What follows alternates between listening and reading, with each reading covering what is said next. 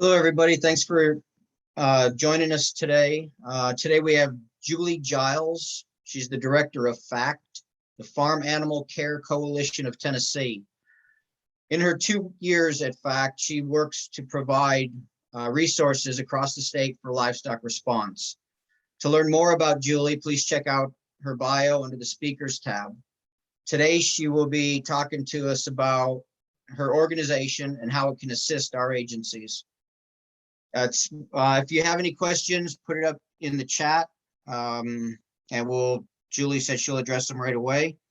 And other than that, I'd like to thank you for joining in, and welcome, Julie.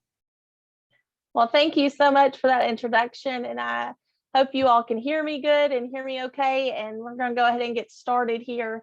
I'm very excited to be with you all today and share with you about our organization and how we can partner with you all. We are so appreciative of what you all do on the county level in handling livestock issues, and that's our primary goal or objective is handling those livestock emergencies and livestock issues. So we're just gonna go ahead. I'm gonna give you an overview of kind of what we do, how we can kind of assist y'all in different situations, and kind of our partnerships across the state. So FACT was formed in 2012. It's a unified voice to promote, connect, and educate about animal agriculture and livestock well-being. So we work across the state. We are located in Murfreesboro, but we serve the entire state of Tennessee, dealing with livestock welfare, animal agriculture, emergencies, disasters, different things of that sort. We are a nonprofit, so kind of our organizational structure is that we have a board of directors made up of our sponsors and our supporters. I serve as the executive director. I'm the only employee of our organization, and kind of execute the plan set forth by the board of directors and the executive committee.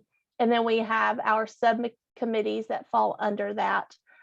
So as a nonprofit, we rely heavily on sponsorships and donations.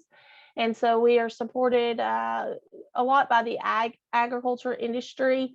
They're the ones who saw the need for a unified voice to kind of serve our state when dealing with livestock resources or livestock emergencies, that there be one central person, one central organization that different entities could reach out to when they needed assistance with those issues.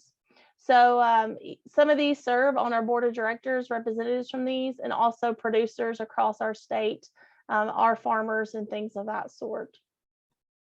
So our goals, our organization goals, the main things that we're concerned about, safety being a top priority for us, safety of the public. When we think about these livestock emergencies, a lot of times public safety can be a concern.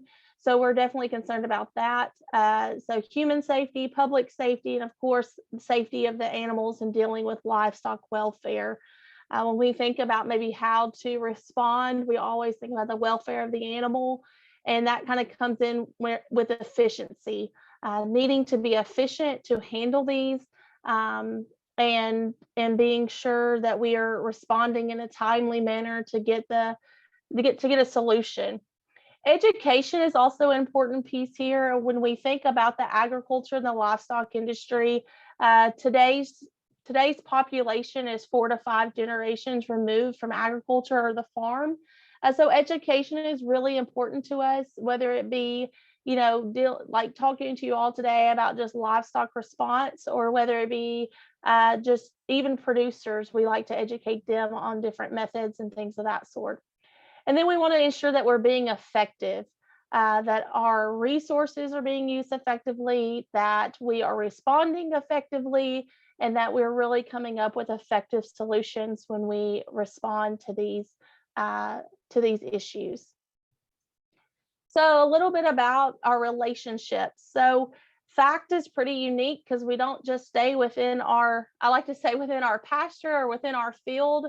We kind of go beyond our fence rows to look at other groups and partnering with you all like we are with you all today. So local authorities, I spend a lot of my time visiting with the local groups within your communities, within your counties. Spend a lot of time working with law enforcement because y'all are the front lines that receive these calls when it comes to livestock. Whether it be livestock, running loose, whether it be a wreck, whether it be a welfare issue, the first people that a constituent's going to call is going to be their local authorities. So working with law enforcement, working with animal control, emergency management, district attorneys, judges, those are all the relationships that we're looking to build on the local level. Tennessee Department of Agriculture is another piece of our pie, I like to say. So they really serve as the boots on the ground as far as providing assistance and the hands-on being there at the scene. FACT is a little bit more behind the scenes, just in the fact that there's only one of us, but we do provide some different resources from time to time. But the Tennessee Department of Agriculture is a great resource to use to maybe inspect or really provide guidance as well. And so we work very closely with them, their animal health techs, as well as their ag crime unit there. Definitely work with the livestock industry, just ensuring that we're doing all we can with different issues and things of that sort. And then our producers or farmers across our state. So FACT kind of serves as a hub, is what I like to say. So you can call in here or email me or whatever it might be for information. And then I have these different outlets and different relationships to assist in finding the solution that best fits those. Our producers really come into play. And so same with the livestock industry, especially in our response. If there's, I'll just, some different examples might be with horses or cattle and needing to find somewhere else for them to go, then I had those connections with the livestock industry and the producers for us to find some resources to either rehome, transport, or feed those animals in place, which is needed from time to time. So our industry training, as far as producers go, these are some different national programs that are kind of across the nation and are utilized in our state by farmers and producers of these different livestock animals. And this kind of comes into play of that education goal that we were talking about earlier. And it's also a great training if you're wanting maybe some more information about dealing with these types of livestock. These some different types of trainings that are really good. Master Beef and Master Small Ruminant are two University of Tennessee Extension programs that are held in our state. Usually low cost or free programs to attend. Some of it is held virtually, some of it is held within your county, but some great programs just to learn more about the production side of what happens or how to raise those livestock.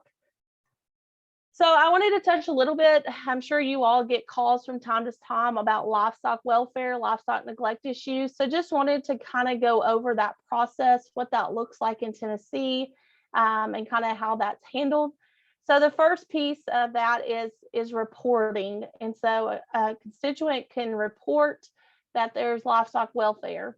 So that may go to law enforcement or the Tennessee Department of Agriculture, and it actually goes to the animal health section.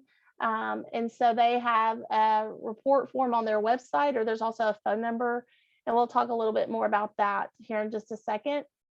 And then we have the inspection of livestock. And so Tennessee Department of Ag, yet again, can assist with that inspection if you're not sure who to call on that. And they work very closely with law enforcement to make that happen. And then from there, some solutions will need to be determined. Is it an education piece? So going back to that we need to just provide a little bit of education, or is it something we need to prosecute and therefore resources need to be provided? And so that's kind of where FACT steps in to provide some resources. And we'll talk a little bit more about that. So that's kind of like how they're processed within our state. So diving into that a little bit deeper, looking at that first piece of the puzzle, reporting that. So the Tennessee Department of Agriculture responds to livestock only. So cattle, horses, swine, sheep, goats, poultry. So nothing that is used in like for companion animals. It should be used for like food and fiber, more or less, and for agriculture purposes. And that goes for FACT as well. We only focus on the livestock side of animals. So we don't do the companion animals, but we just do livestock. This website right here, whoops, sorry about that, is where you can report. So constituent can just go on the website and report that there. There's also a phone number they can call. That website also has a lot more information about how they process them, some different production practices, questions that might get asked from time to time. So once the complaint has been filed, the Tennessee Department of Agriculture will work with the local authorities and coordinate an inspection. They're always going to contact law enforcement and work with them, or law enforcement may say, the animal control officer's in charge of that, or whatever. And so they work to coordinate that. If cruelty is present, they will try to file criminal charges. But it's important to understand that the Department of Agriculture cannot file the criminal charges. It is up to the local authorities to do that. They can only just provide their findings from the inspection. So once you file the complaint, and I get asked this question a lot about like the process and what happens next. So you'll receive an email confirming that your complaint was received, and then it is assigned to one of the 14 animal health officials. So we have 14 animal health technicians, officials across our state, and they get assigned. They're of course scattered throughout the state through different regions, and so then depending on where the issue is who it is assigned to. Then they work to inspect and then proceed as necessary. But it is important to know that once it becomes a criminal investigation, you do not receive updates. And that's just because at that point, they can't release that information. And so yet again, TDA is to determine animal cruelty. It is at the discretion of the local authorities to decide if it's a criminal case. And that's a tricky piece to the puzzle. And that's probably one that we find very challenging, is the prosecution piece.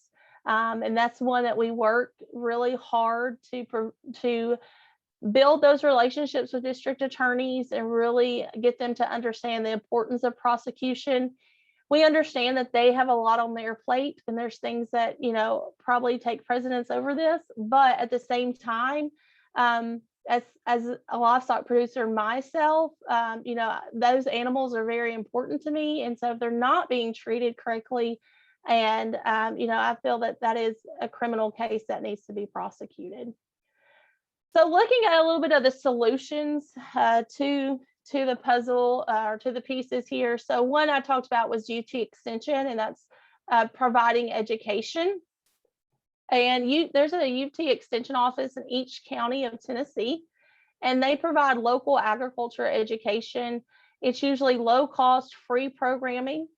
It's science-based principles for livestock production, training and education programs over livestock production. And that website there will allow you to find your contacts for your county office. And so they provide some different programming, like I was mentioning in the beginning, some different trainings and things of that sort to assist with production and livestock trainings. But they're a great resource, definitely for education. If you're just working with someone who maybe just got some horses, or maybe just got some cattle, and maybe doesn't understand fencing and things of that sort, I have used a lot of their publications as far as that goes, to show some different examples of appropriate fence and how to do that. Same with feeding and nutrition requirements for animals. They just have some great publications, just even available on their website, that are great to use. So how does FACT assist? So we can assist, and we aid in the next steps in solutions. So maybe you have something that's come up and just not really sure which direction to go with it. we're able to provide some guidance with that. Aid in processing of livestock. So what are you going to do with these livestock, right? There's not a lot of places for livestock to go. And so when you think about livestock, especially on the welfare side, and we're thinking about the safety of the animal and the welfare of the animal, we have to think through, is it feasible to transport these animals, or is it better if these animals are fed in place? And so we kind of walk through that process and what we might need to do there. So aid in prosecution, like I said, that prosecution piece is difficult, and we want to be able to provide resources if we can.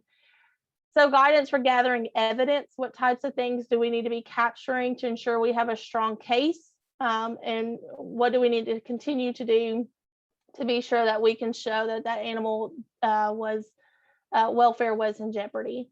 And then guidance for district attorneys, because they don't deal with livestock prosecution on a regular basis. A lot of times it may be that they're not comfortable with doing that type of prosecution. So happy to provide assistance and guidance in that.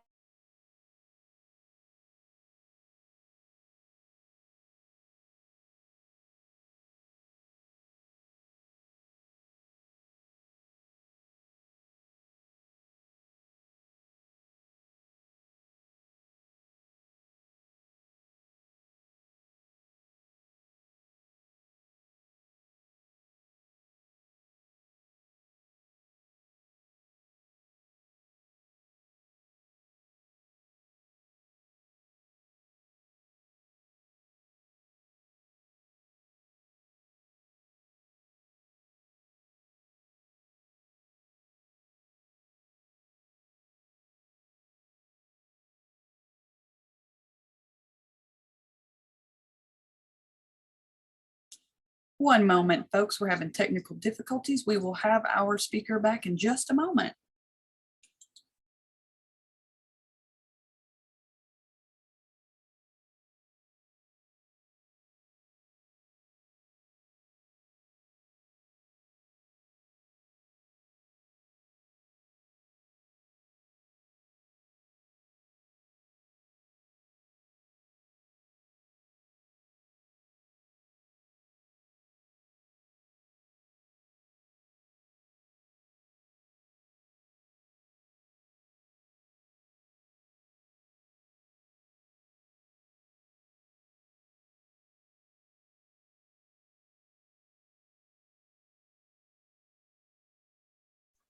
All right, I got disconnected, but I think I'm back. No worries, you're good to go. Okay, thank you. Sorry You're about welcome. that. It's okay. You still should have screen share. Yep, Yes. perfect. Yeah. And I guess I'll stop at this point, Jim. I didn't know if we had any questions or anything to address yet. There hasn't been any yet. Okay, all right, that's fine. That's fine. I feel like I'm zooming through this per se, but just wanted to check. So apologize for my disconnection there, but I'm glad we're back on track here. So let me go back. We're talking about FACT resources. So we can provide the financial resources to feed, to provide feed for those animals. So usually how that works is whatever local feed store might be there, I can call and order the feed, the hay, and then have someone, and then usually someone else will go pick that up and then be in charge of feeding that animal. So local contact to provide housing for animals. So if we have to, if animals need to be removed or maybe find another home or whatever that might be, we can work to do that as well. So that's kind of where our local industry, livestock industry producers come into play, making those contacts to figure out somewhere else for those animals to go. Providing transportation to move animals. So we can do this a couple of different ways. It might be hiring someone to transport those animals, or it could be something as simple as renting a trailer. Many local co-ops will have trailers, livestock trailers we can rent. So we can provide the funding for that for you all to rent those and get those animals moved. And then as well as the educational resources like I've talked about, in providing guidance and assistance in dealing with those cases. So we also provide training. And so we usually do an annual training, and it kind of rotates throughout the state each year. So we've had it in East Tennessee and West Tennessee, and had it in Middle Tennessee as well. With our training, we do hands-on training with livestock. So we usually at least have cattle and horses, but we've also had sheep there as well.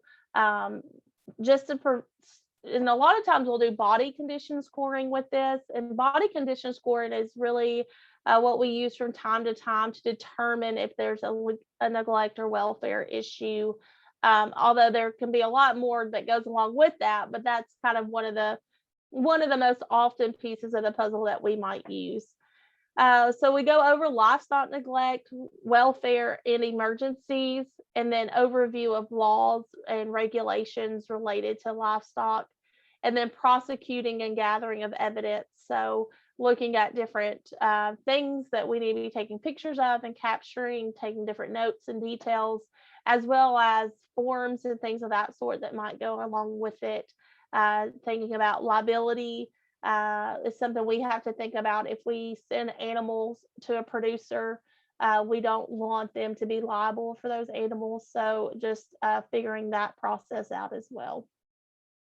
So from our training, just some information that we've gotten. So we've had our training since 2016, and each year they're always well received. For the most part, they are attended by law enforcement, and just looking to broaden that as different groups handle it in different counties. And so, but we have had 100% agree that they have discovered at least 3 resources to aid in livestock cases, whether that be a contact or an actual resource to use, just really assisting with that. After attending our training, 92% feel more prepared to handle livestock cases. They have a better understanding of how to prosecute or how to gather the evidence to ensure that they can deal and to deal with those cases. And then 89% have found the topics and speakers were relevant and informative. So our conference is always, and training is always well received by our attendees. So we do have a training scheduled this year. The November 3rd through the 5th. This is the first year for our multi-day training. And I'll talk a little bit about the different days. It's not required that you attend all of them. You can attend as many as you'd like. It's free. We don't have a charge to attend our trainings. It's just one of the resources that our organization offers. And so it's really for law enforcement, emergency management, animal control, district attorneys, or vets. So we welcome all of those to come and attend our training. So we, like I said, this year is our first year to have a multi-day training. So livestock neglect training will be held November 3rd. So this is our, we have called this in the past our livestock 911 training. And it covers livestock neglect laws, prosecuting livestock neglect, the gathering of evidence, and then we go over body condition scoring of livestock. Usually we go over horses and cattle, but like I said, usually each year we add something different. So it might be chickens, or it might be goats or sheep or something like that. But just really talking about the livestock neglect side of things. November 4th and 5th. So you could just attend November 3rd and not attend the 4th and the 5th. The 4th and the 5th do go together. You couldn't just show up on the 5th. You have to attend either one or the other, but you can just attend the 4th. So the 4th is the classroom training and handling livestock emergency response. And we have Jennifer Wood. She's a livestock handling expert who's going to come down and talk to us about preparing local groups and handling livestock disasters. In the state of Tennessee, we've had, in the past year, we've had 3 tractor trailer turnovers dealing with livestock. And so when that happens, it's kind of a big emergency, I would say, because you have, we've had different types of livestock. Some have been cattle, some have been poultry. So it does, it is how we, depending on the animals, how we respond to those. So she's coming down to kind of help us prepare for that, as well as natural disasters or other emergencies as well. So that I'm excited for that training. And so that's why I say that it's open to even those beyond law enforcement, because when you think about emergency response, it definitely can include animal control for sure, as well as our emergency managers as well. So that's a really just a quick, brief overview of FACT and what we do, and how we can, assist you all and things. And so, if you all have any questions, I would be happy to answer those at this time. I just wanted to save some time to talk to you all about any questions you may have, or any issues that we might assist you all with.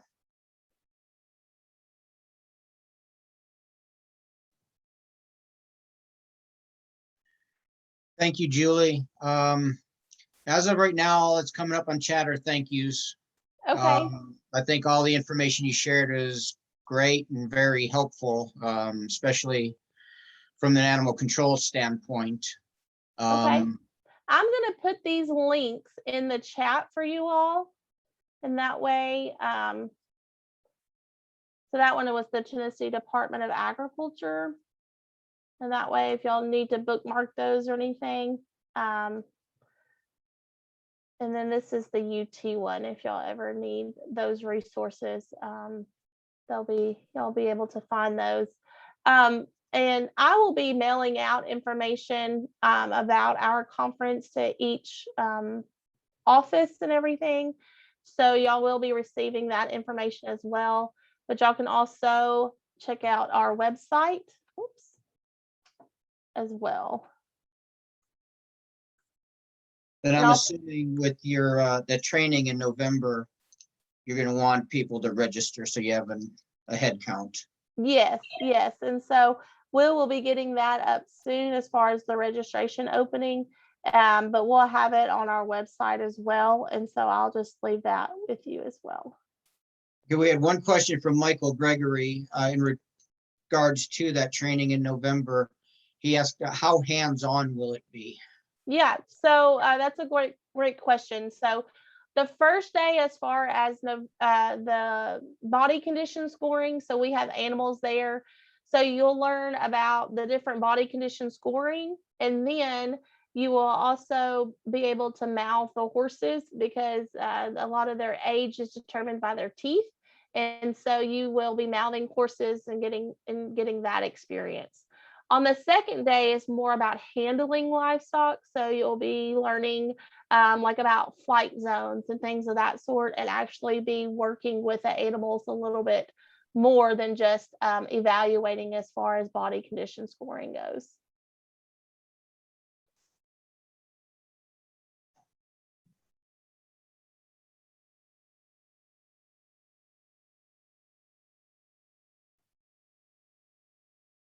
Michael said, thank you. That answered his question.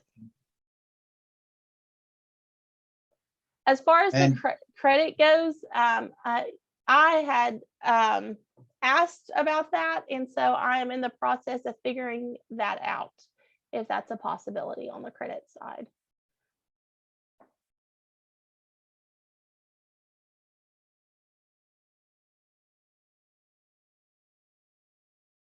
We do, for law enforcement, offer the post credit. So I would be open to having it do credits for you all. Just needing some information on how to process that, but would be open to getting that for y'all.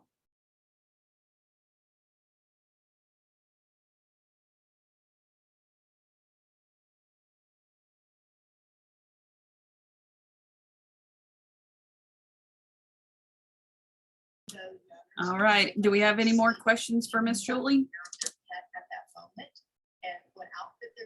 All right. Well, thank you all so much for your time. And I didn't go into a lot of detail about different things because I didn't want to get down too many rabbit holes, but did just want to provide an overview. Please just reach out to us if there is an issue that you're like, I have no idea what to do with this. Please reach out to us. We are happy to assist and help when and where we can. And thank you so much for your time today. Right. Thank you. Have a great rest of your day. You too.